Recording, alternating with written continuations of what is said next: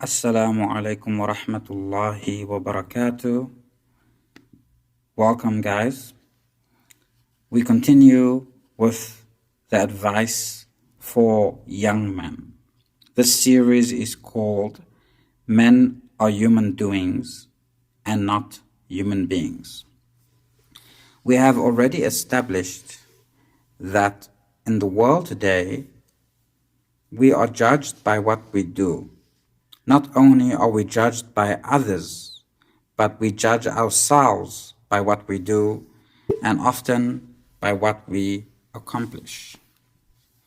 For this reason, it is important for us to satisfy ourselves and view ourselves with an eye of mercy, with an eye of compassion, and also feel that we have rewarded ourselves sufficiently for having accomplished goals in our lives.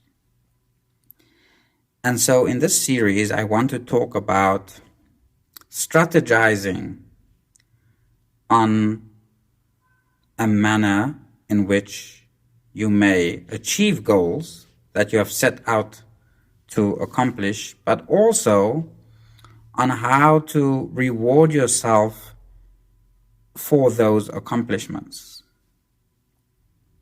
It just so happens that when you are goal-orientated, your life comes into focus and you become somewhat tunnel-visioned, which is what is necessary in order to accomplish any big task.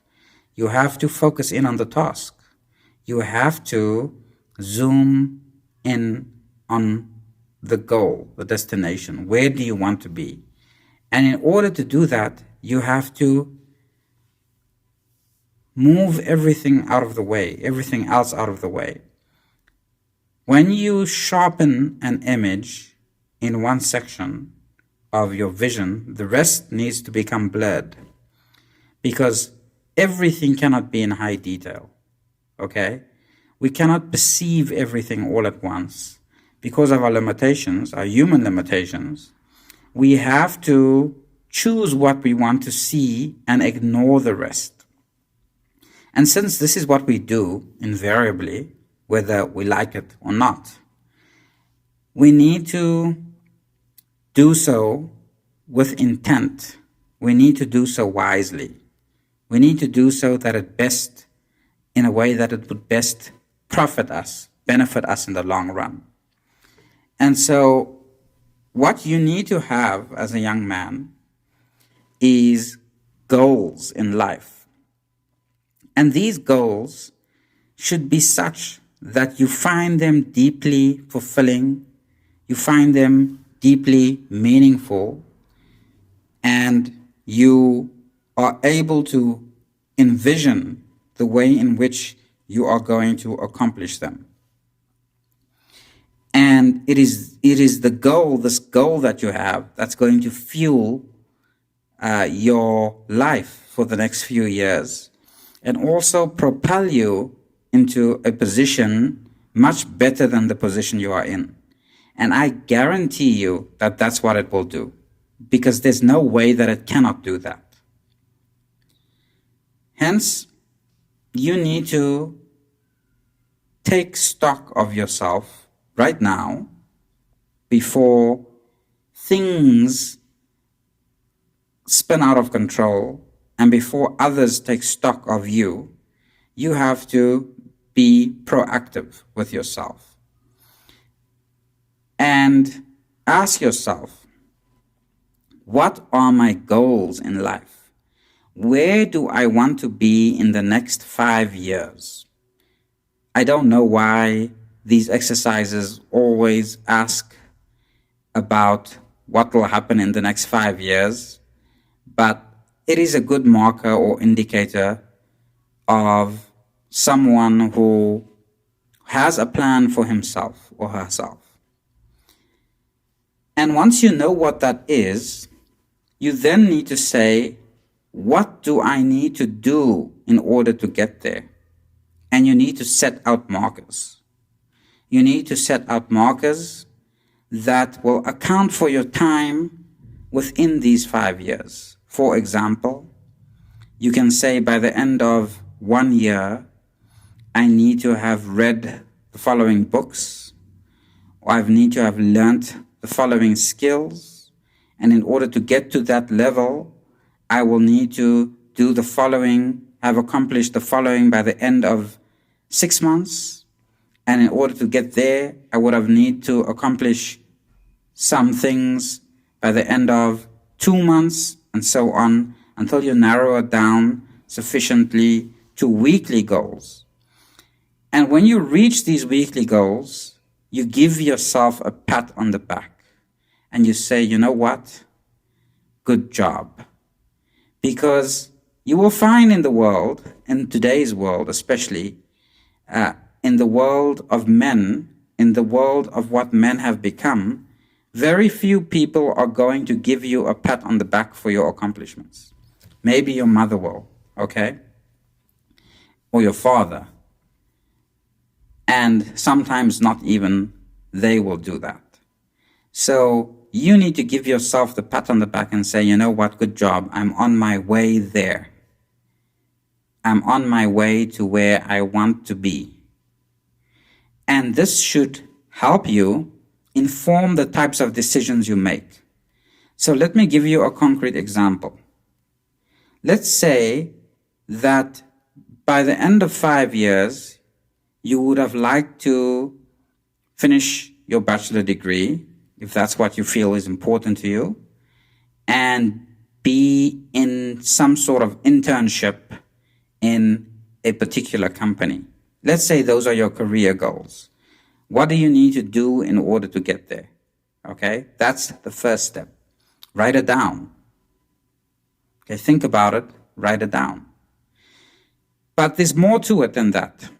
Once you know what it is you need to do in order to get there, you also need to know what you need not do, or what you ought not do in order to get there. In other words, what are the things you would have done while you're not doing what you need to do in order to get there? This we call opportunity costs. So you need to write those things down. And you need to make the active and conscious decision that you are going to forego those things. Okay? Some of those things might be that you will not date for the next 5 years, because that might be a distraction. You might say that you are not going to drink for the next 5 years because your goals require you to mostly be sober most of the time. So you might have to forego that. You might say that you are no longer going to do drugs for the next 5 years, if that's what you're doing, and that you're not going to go to wild parties, for example. You might say, you know what, your goal is not worth sacrificing your lifestyle for. And if that's how you feel, well, then that's probably not a goal that really resonates with you. Because if a goal really resonates with you, well, then you will make a lot of sacrifices for it, okay? And also, what I want to say in formulating these goals is that it must be tangible. It must be measurable somehow. Saying that, for example, over the next 5 years, I hope to meet someone that I'm going to have a good relationship with, that's not a goal. Okay, because that involves someone else. We are talking about a goal that is a personal goal that involves how you deal with yourself, your success, and your life in and of itself, not in relation to other people. Okay, because you don't have control over what happens with other people. You only have control over what happens with yourself and with what you do. And that's good enough. That's good enough for anybody. A good goal, for example, that one might have is to say that I would have liked to acquire for example, over the next 5 years, another language, a foreign language. I really am fond of German, and I want to be fluent in German within the next 5 years. And these are the things I need to do in order to get there. That's concrete. That's measurable. Okay? Make measurable goals and track your progress and reward yourself. And why this is important is because with each accomplishment, with having reached each milestone, your sense of self-worth, your sense of knowing that you are extremely capable as a human being increases. And that changes the way you approach the world. You will stand up straighter, you will walk taller, you will speak with greater confidence because you would have conquered a certain territory. And that is very, very human, but also, more importantly, very, very masculine. Because part of the masculine energy is to get on your horse and conquer territory. And while on the one hand that may sound rather savage, who does that, right? Are we all trying to aspire to be like Genghis Khan? Is that the goal? Well, yes and no. Because a sword cuts both ways. The venom with which the snake kills its victim has within it the antidote also. And so the truth about masculine energy is that there is an element of danger. There's an element of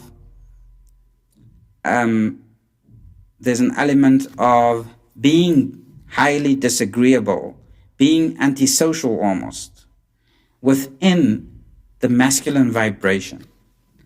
But these very same things, these very same instincts that men have, is also what led to the progress of civilization. It is also the same instincts that are used when men march out to protect their countries in a war. And so to deny yourself this energy, to view this energy as wrong, is to cut yourself off from your own being. And so what I advocate men, young men, is that you embrace who you are, you embrace how you feel, you embrace the masculine energy within you, and you use it to propel yourself into the person that you see yourself being in 5 or 10 years' time, or 20 years' time, or however long it takes for you to get to where you know you can be. And that is my message for you today. Simply try to be and embrace the spirit of masculinity, the spirit that is you and the success that you are going to achieve. Thank you very much.